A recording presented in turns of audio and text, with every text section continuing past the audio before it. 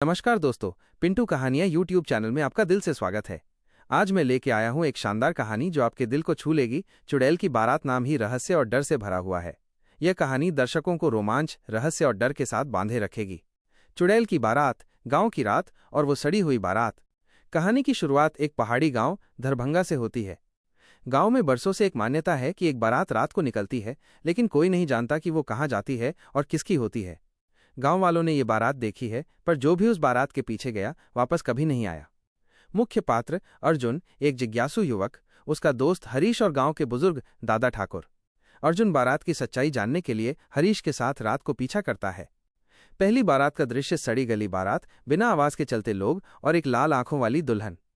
भाग के अंत में अर्जुन और हरीश बारात में फंस जाते हैं और किसी अदृश्य शक्ति के घेरे में आ जाते हैं। गांव की रात और वो सड़ी हुई बारात। दरभंगा गांव का रहस्य। उत्तर भारत की पर्वतीय घाटियों के बीच बसा एक पुराना गांव था दरभंगा। नाम से भले ही ये किसी पुराने राजसी क्षेत्र की छवि देता हो, लेकिन यहाँ की गलियों में रात के अंधेरे के बाद सन्नाटा ऐसा होता था जैसे वक्त खुद वहां आकर थम गया हो। दरभंगा की सबसे डरावनी बात यह थी कि यहाँ हर साल आश्विन पूर्णिमा की रात एक रहस्यमयी बारात निकलती थी। ये कोई साधारण बारात नहीं थी।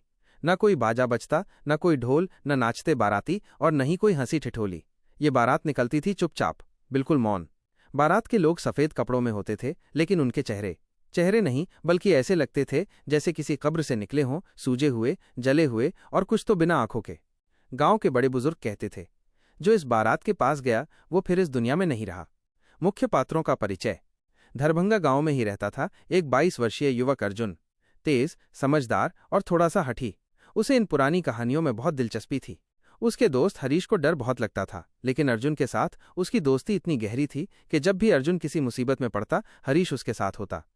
गांव के एक कोने में रहते थे दादा ठाकुर, लगभग 90 वर्ष की उम्र के, परंतु दिमाग इतना तेज कि पूरा गांव उनकी कही बातों को सच मानता।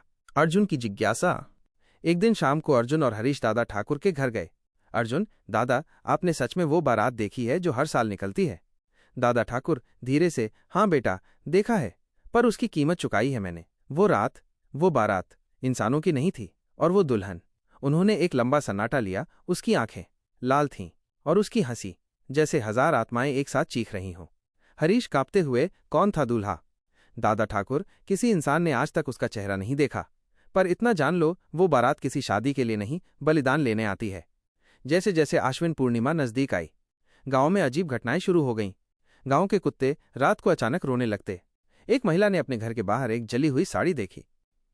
एक बच्चा बोलने से डर गया, बस इतना कहा, दुल्हन आई थी, मुझे बुला रही थी। इन सब के बीच अर्जुन ने फैसला किया कि वो इस बार उस बारात को देखेगा, उसके पीछे जाएगा। अर्जुन, सच जानने का समय आ गया है। अगर ये कोई धोखा है तो मैं सबके सामने लाऊंगा, और अगर कुछ सच्चाई है तो मैं खुद देखूंगा। हरीश ने विरोध किया, पर फिर साथ जाने को तैयार हो गया। पूर्णिमा की रात 12:01 बजे। पूरा गांव सन्नाटा ओढ़े सोया था। बस एक छत पर अर्जुन और हरीश चुपचाप बैठे थे, एक पुरानी दूरबीन और कैमरा लेकर। आसमान में चंद्रमा पूरा खिला हुआ था, जैसे धरती पर अपनी रोशनी की चादर बिछा रहा हो। और तभी दूर एक हल्की सफेद रोशनी दिखाई दी, जैसे कोई बहुत धीमी लौ चल रही हो। दोनों छत से उतरकर गांव के पश्चिमी रास्ते की ओर चल पड़े, जहां रोशनी धीरे धीरे पास आ रही थी। बारात का पहला दर्शन। वे दोनों एक पीपल के पीछे छिप गए। अब बारात साफ दिख रही थी। कोई 25-30 बाराती। चेहरे काले छिले हुए, आंखें कुछ की थी ही नहीं, कुछ की थीं पर बाहर लटक रही थीं। सब सफेद कपड़ों में, बिना कोई आवाज किए चुपचाप आगे बढ़ते हुए। और अंत में आई दुल्हन। उसकी लाल साड़ी तो जैसे आग सी चमक रही थी। उसका चेहरा नहीं, वो चेहरा इंसानी नहीं था। अर्जुन धीरे से, ये चुड़ैल है। दुल्हन की आंखें अंगारे की तरह जल रही थीं। उसका चेहरा एक पल के लिए पूरी तरह काला और सड़ा हुआ दिखा, और फिर वो सीधा अर्जुन की ओर देखने लगी। हरीश, भाग अर्जुन। लेकिन अर्जुन हिल नहीं पा रहा था, मानो किसी अदृश्य शक्ति ने उसके शरीर को बांध लिया हो। बारात का मोड़ और जाल। बारात गांव की पगडंडी से होते हुए पुराने सुनसान हवेली की ओर बढ़ने लगी। वही हवेली जो सालों से बंद पड़ी थी, जहां कभी एक परिवार ने आत्महत्या की थी। अर्जुन और हरीश धीरे धीरे उनका पीछा करने लगे। हवेली के अंदर एक बड़ा सा मंडप सजा हुआ था, सड़े हुए फूलों से, जले हुए पर्दों से, और वहां खड़ा था दूल्हा। उसका शरीर आधा इंसान आधा कंकाल था। उसके सिर पर सेहरा था, लेकिन सेहरे के पीछे से झांकती लाल आंखें और मुंह से टपकता खून। दूल्हा, आज बलिदान पूरा होगा। बारात रुक गई। दुल्हन ने धीरे धीरे अपनी साड़ी से एक चाकू निकाला और तभी अर्जुन का फोन बज गया। रिंगटोन सुनते ही सबके सिर उसकी ओर मुड़े। दुल्हन, मेहमान आए हैं, चलो इनसे ही शादी करें। बारात में फंसे अर्जुन और हरीश भागे, लेकिन दरवाजा खुद ब खुद बंद हो गया। चारों ओर से बाराती उन्हें घेरने लगे। हवेली की दीवारें कांपने लगीं, मंदिर की घंटियां अपने आप बजने लगीं, और सामने खड़ी थी चुड़ैल दुल्हन, हाथ में चाकू, आंखों में अंगारे। दुल्हन, गूंजती आवाज में, अब कोई नहीं बच पाएगा। हवेली का रहस्य और अधूरी आत्मा का इंतजार। दरभंगा गांव में हर साल पूर्णिमा की रात एक रहस्यमयी बारात निकलती है, जिसमें दूल्हा और दुल्हन इंसान नहीं बल्कि भूत प्रेत होते हैं। अर्जुन और उसका दोस्त हरीश बारात की सच्चाई जानने के लिए उसका पीछा करते हैं और एक सुनसान हवेली तक पहुंचते हैं। वहां उन्हें दिखाई देता है दूल्हा आधा इंसान, आधा कंकाल एंड एक चुड़ैल जैसी दुल्हन। अब वे दोनों उस भूतिया हवेली में फंस चुके हैं और चुड़ैल कहती है, अब कोई नहीं बचेगा, ये बारात अब अधूरी नहीं रहेगी। दरवाजा बंद हो चुका था। अर्जुन और हरीश ने उस पर जोर जोर से चोट मारी, पर लकड़ी की दीवारें पत्थर की दीवारों से भी मजबूत बन चुकी थीं। चारों ओर अंधेरा था, लेकिन उस अंधेरे में एक अजीब नीली रोशनी गूंज रही थी। हवा इतनी ठंडी थी कि सांसें जम रही थीं। बाराती अब उनके इर्द गिर्द मंडराने लगे। हरीश, अर्जुन, ये सब सपना है ना? बोल ना, कुछ तो बोल। अर्जुन घबराते हुए, हम फंस चुके हैं, लेकिन कोई न कोई रास्ता होगा। तभी एक तेज चीख हवेली में गूंजी एक लड़की की, और फिर एक आवाज आई, मेरे साथ चलो, मेरी मुक्ति अधूरी है। अर्जुन और हरीश डर के मारे एक दूसरे से चिपक गए, और जब उन्होंने मुड़कर देखा तो एक युवती हवा में तैरती हुई उनके पास आ रही थी। उसकी आंखों में आंसू थे, पर चेहरे पर कोई घाव नहीं। आत्मा धीरे से, मेरा नाम सत्या है, मेरी शादी इस हवेली में हुई थी, लेकिन मैं दुल्हन नहीं बनी, बलि बनी थी। उसने जो कहानी सुनाई वो खून जमा देने वाली थी। करीब 80 साल पहले इसी हवेली में एक बहुत बड़ा तांत्रिक यज्ञ हुआ था। हवेली के मालिक राजा धरनगिरी ने अमरता पाने के लिए एक बलि की जरूरत बताई, एक पवित्र कन्या की, पूर्णिमा की रात को लाल साड़ी पहनाकर, दुल्हन बनाकर। सत्या उस समय 17 साल की थी, गांव की सबसे सुंदर, मासूम और धार्मिक लड़की।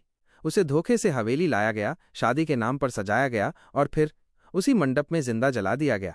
सत्या, मेरी आत्मा तभी से इस हवेली में बसी है और हर साल मेरी याद में ये बारात निकलती है, एक अधूरी शादी की बारात जो अब दूसरे निर्दोषों की बलि मांगती है। अर्जुन और हरीश सन्न रह गए। सत्या ने बताया कि इस हवेली में एक गुप्त तहखाना है, वहीं पर असली रहस्य छुपा है। अगर वो तहखाना खोल दिया जाए और उसमें तांत्रिक की हड्डियों को जलाया जाए तो बारात हमेशा के लिए खत्म हो सकती है। सत्या, लेकिन ध्यान रखना, तहखाने की रखवाली खुद राजा धरनगिरी की आत्मा करती है, जो अब एक भयंकर रक्षक भूत बन चुका है। सत्या की आत्मा एक दरवाजे तक उन्हें लेकर गई जो पत्थर से ढका हुआ था। जब अर्जुन ने उस पर हाथ रखा तो दरवाजा अपने आप खुल गया और एक सीढ़ियों भरा अंधा रास्ता नीचे की ओर जाता दिखा। हरीश कांपते हुए बोला, क्या हमें वाकई उतरना चाहिए? अर्जुन, अगर जिंदा लौटना है तो यही रास्ता है। जैसे जैसे वे नीचे उतरे, एक सड़ी हुई गंध तेज होती गई। तहखाना बहुत पुराना था, दीवारों पर खून के छींटे, काले पड़े यज्ञ के चिन्ह और एक चबूतरे के पास एक काले रंग की हड्डियों से भरी अस्थि कुंडी। तभी तेज हवा चली और एक विकराल आवाज गूंजी, कौन है वे जो मेरी समाधि में घुसे हैं? एक लंबा छाया सा जीव सामने प्रकट हुआ। उसका सिर गायब था, लेकिन उसकी आंखें सीने में चमक रही थीं। वो था राजा धरनगिरी की आत्मा, अब एक रक्षक राक्षस।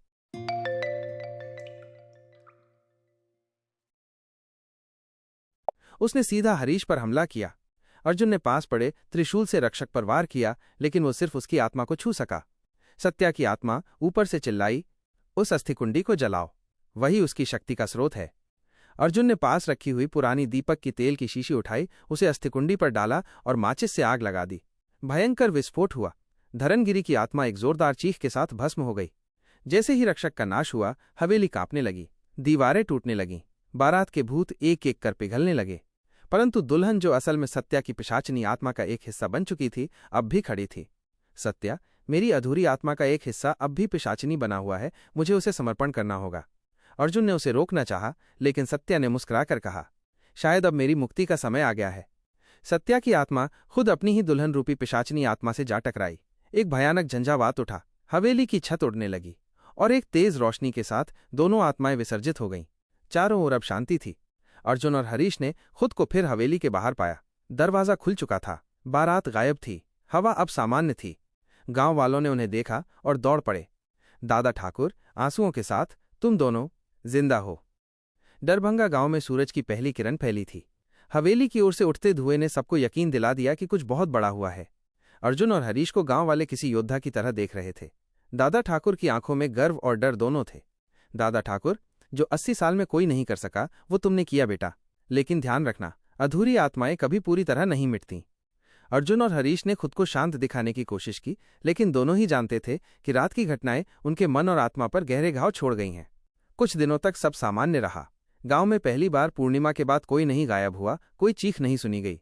लेकिन हरीश की तबीयत बिगड़ने लगी। उसे रात को नींद में चलने की आदत हो गई। वो बार बार कहने लगा, वो दुल्हन मुझे बुला रही है। उसकी आंखें लाल होने लगी थी। और एक दिन उसने अर्जुन से कहा, मैंने देखा है, वो फिर से आ रही है। बारात अधूरी नहीं मरी थी, वो सिर्फ सोई थी। अर्जुन डर गया। उसने दादा ठाकुर को बुलाया। दादा ने हरीश की नब्ज देखी और कांप उठे। दादा ठाकुर, उस पर पिशाचिनी आत्मा का असर है। शायद चुड़ैल ने मरते समय उसे छू लिया था। गांव के पास के एक जंगल में एक अजीब साधु आया, तांत्रिक जटाशंकर। वो अंधेरे में ही घूमता था और उसकी आंखें गुफा के पत्थर जैसी कठोर थीं। जटाशंकर, मुझे पता है क्या हुआ है। वो आत्मा जो बलि में मारी गई थी अब हरीश के माध्यम से वापस आना चाहती है। अर्जुन ने तांत्रिक से पूछा कि क्या इसका कोई समाधान है।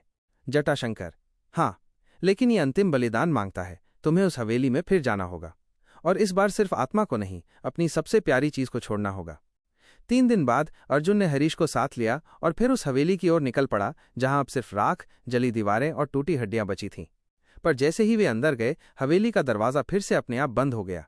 और फिर से वही सन्नाटा, फिर से वही ठंडी हवा और उसी बारात की परछाइयां राख से उठती हुई। लेकिन इस बार बारात चुप नहीं थी, वे रो रहे थे। दुल्हन की आत्मा गूंजती आवाज में, तुमने मेरी शादी नहीं तोड़ी, तुमने मेरे इंतजार को और लंबा किया। अब मैं हरीश को नहीं छोड़ूंगी। हरीश की आंखें अब पूरी लाल थीं। वो अब इंसान नहीं रहा। हरीश बदली आवाज में, अब मेरी शादी होगी। अर्जुन, तू बन मेरा साक्षी।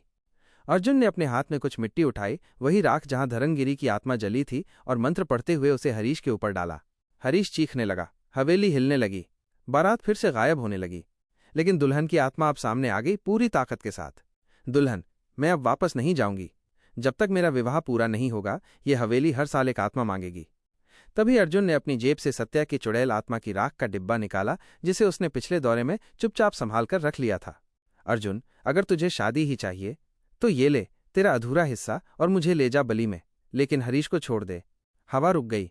दुल्हन की आत्मा कुछ पल चुप रही, फिर उसकी आंखों से आंसू निकले।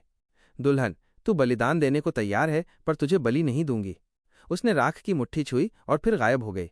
बारात पिघल गई, हवेली दरारों में टूटने लगी। अर्जुन ने हरीश को खींचा और दोनों बाहर भागे। अब 1 साल बीत चुका था। दरभंगा में अब हर पूर्णिमा को दीप जलाए जाते हैं। हवेली को तोड़कर वहां सत्या स्मृति पीठ बना दिया गया है।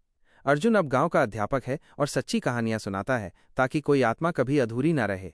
हरीश अब स्वस्थ है, पर कभी कभी उसकी आंखें गहरी हो जाती हैं। और जब अर्जुन पूछता है, वो बस इतना कहता है, कभी कभी बारात सपनों में आती है, पर अब उसमें कोई दुल्हन नहीं होती। कहते हैं, आत्माएं मरती नहीं, बस किसी अधूरी इच्छा में अटक जाती हैं। और जब तक कोई उसका अंतिम बलिदान नहीं देता, चुड़ैल की बारात फिर लौट आती है। दोस्तों, ये कहानी सुनने के लिए बहुत बहुत धन्यवाद।